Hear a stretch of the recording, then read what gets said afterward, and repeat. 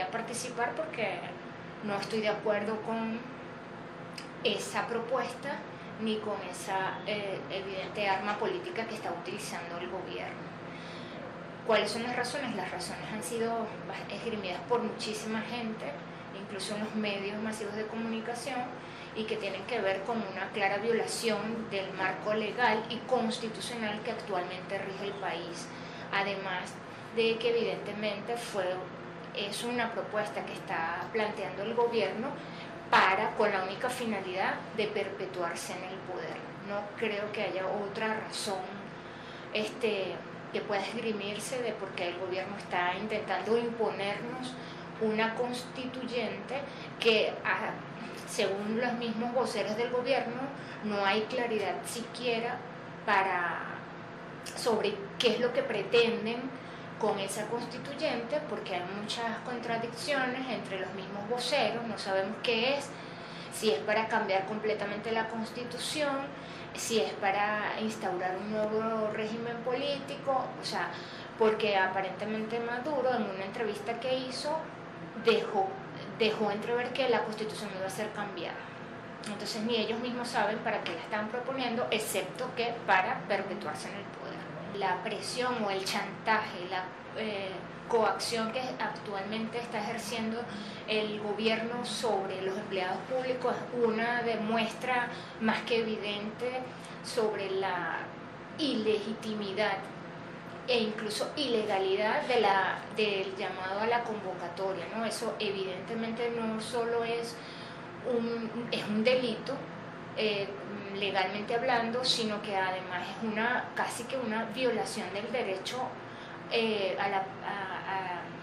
una violación de derechos humanos, de expresión política, de incluso expresión de comunicación, porque yo he visto denuncias en los medios y en la literatura que he podido revisar, y hay gente que está dispuesta incluso a perder el trabajo, pero la mayoría, el temor es a perder el trabajo, pues. Y si un gobierno llega a ese extremo de coaccionar a la gente para que lo apoyen en una determinada iniciativa que implica un sufragio, ya uno tiene ahí la imagen del piso político, el piso de legitimidad y el valor legal que puede tener esa consulta. Pues eso es extremadamente grave, violatorio del derecho de toda persona. Además de una cosa que atenta contra la dignidad humana, pues porque la gente trabaja, la gente tiene derecho al trabajo.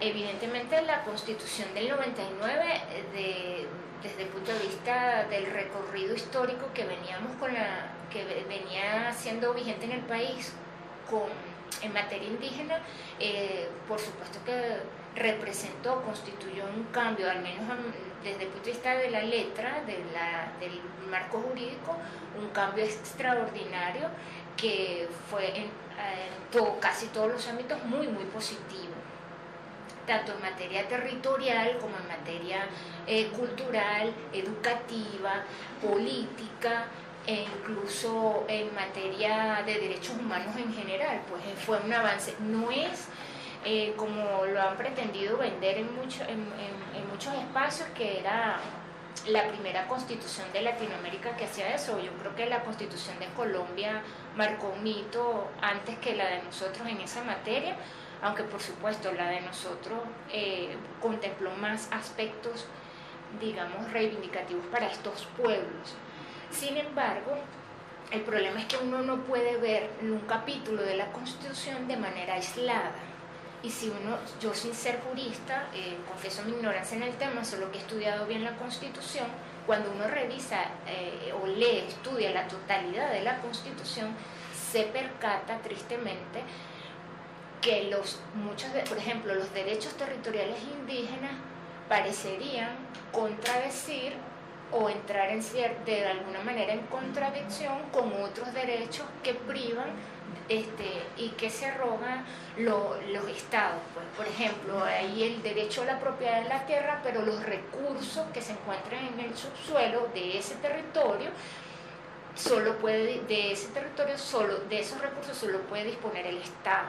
Entonces, ¿cuál es el alcance? De eso se ha discutido muchísimo en mucha literatura.